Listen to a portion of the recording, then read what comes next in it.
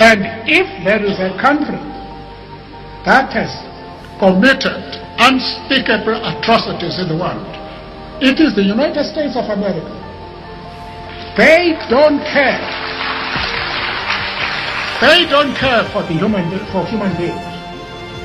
57 years ago, when Japan was retreating on all fronts, they decided to drop the atom bomb in Hiroshima and Nagasaki. Killed a lot of innocent people who are still suffering from the effects of those bombs. Those bombs were not aimed against the Japanese.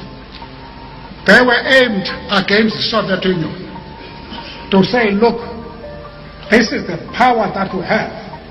If you dare oppose what we do, this is what is going to happen to you. Because they are so arrogant, they decided to kill innocent people in Japan who are still suffering from that. Who are they now to pretend that they are the policemen of the world?